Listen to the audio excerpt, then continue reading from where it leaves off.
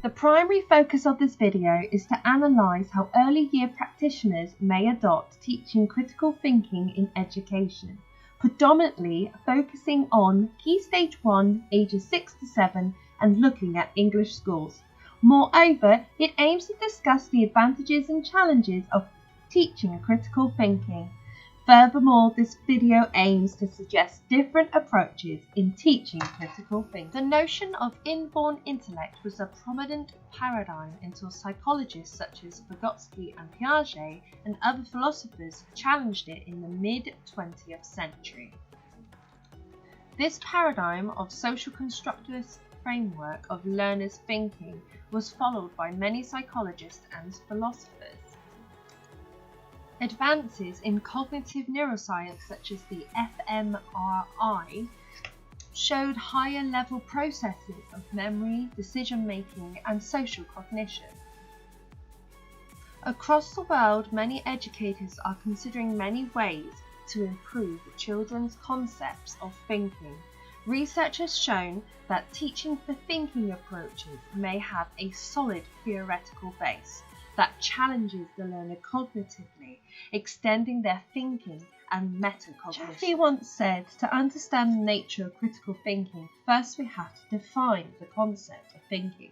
Moreover, critical thinking is a form of metacognition, so when an individual thinks about how to make their thinking better, this enables the students to be aware of their thinking processes as well as checking their truths of their beliefs and actions.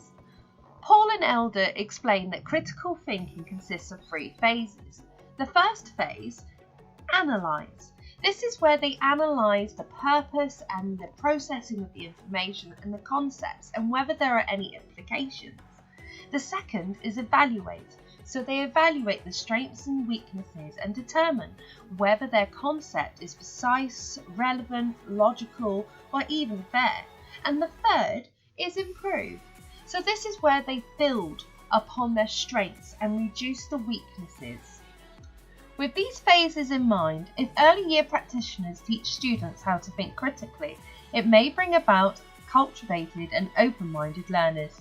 By teaching students to think critically, it may enable them to gain lifelong skills in gathering and assessing relevant information to figure out complex problems. Moreover, critical thinking abilities are transferable across the academic study and the career preparation. So one may argue that critical thinking could also enact these skills in social aspects of their daily life. However, there might be implications for the student if their language and thinking abilities are not on par. For example, the development and the use of our language abilities could indeed affect our thinking abilities and vice versa. In conclusion, educators teaching critical thinking in educational settings, especially in Key Stage 1, may aid the students academically and socially. Moreover, these skills can be transferable and become a valuable lifelong skill for these students.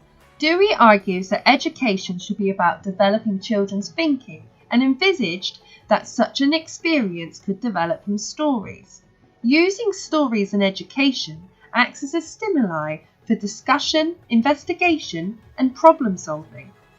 Stories have a trait that life and history lack. Toye suggests stories have bespoke meanings and morals that have a sensical beginning, middle, and end, which rationalizes life's messiness or complexities. Moreover, stories are polysemic, meaning they can be adapted to relate to multiple ages and stages of life. Furthermore, storytelling enables students to use their imagination and knowledge. They will learn about multicultural heritage.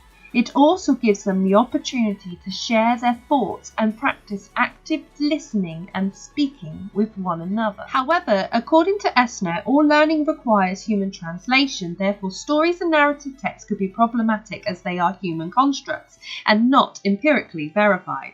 Moreover, asking open-ended or opinion-related questions could be detrimental as some children may lack the ability to formulate questions and understand. Therefore, some students may remain silent for fear of being judged or for asking a silly or inappropriate question. Dialogic teaching and learning develops thinking skills through Socrative dialogue, emphasizing metacognitive development in critical and creative thinking. Socrative dialogue mimics Socrates' inquisitive mind and encourages philosophical thinking and questioning to enhance cognitive or conceptual content. Aristotle suggested that Socrative methods encourage inductive reasoning to find general truths. However, Aristotle did not believe that philosophical concepts derived through academic knowledge. Instead, Aristotle believed that they developed from a pre-philosophic state of questioning and the learner's reflectiveness and awareness. De Bono explains that this skillful thinking prepares and arms the students with the ability to explore a situation before making a judgment. Therefore, it is an operating skill that acts upon experience, expanding consciousnesses, and is transferable in any situation.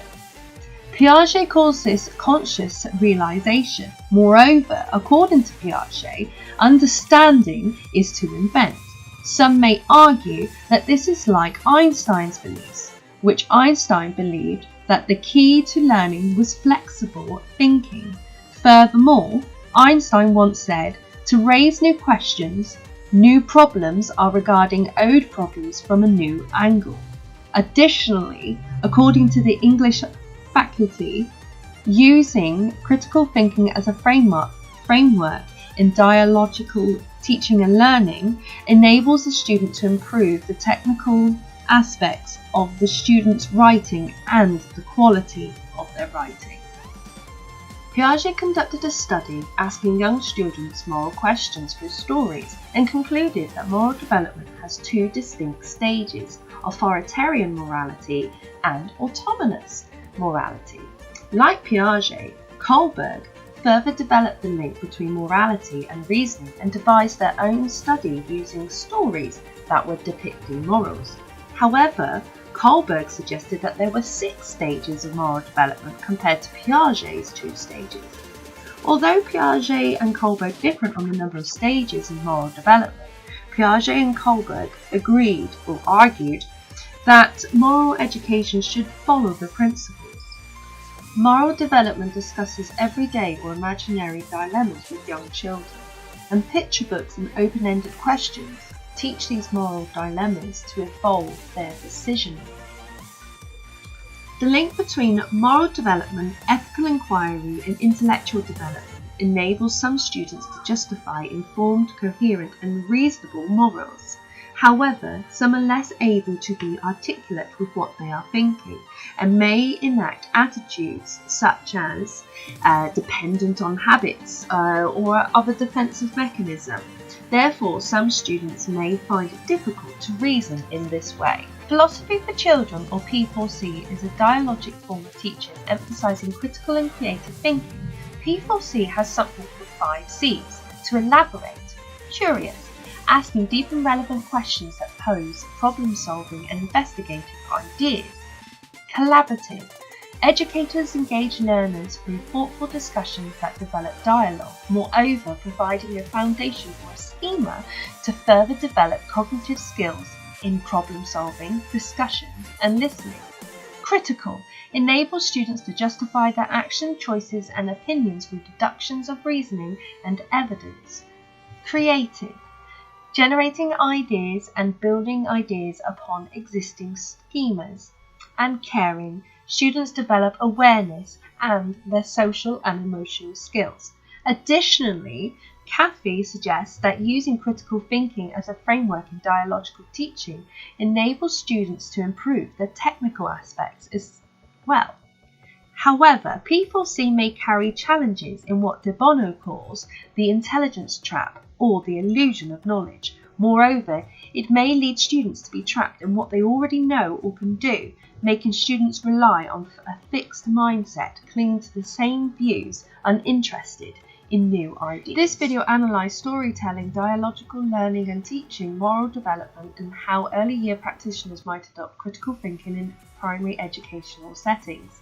Moreover, the video spoke about philosophy for children P4C as an approach to teaching critical thinking. Moreover, it discussed the advantages and challenges of teaching critical thinking that may occur. In conclusion, teaching critical thinking in educational settings, especially in Key Stage 1, could benefit the students academically and socially. Moreover, these skills could be transferable and become lifelong skills.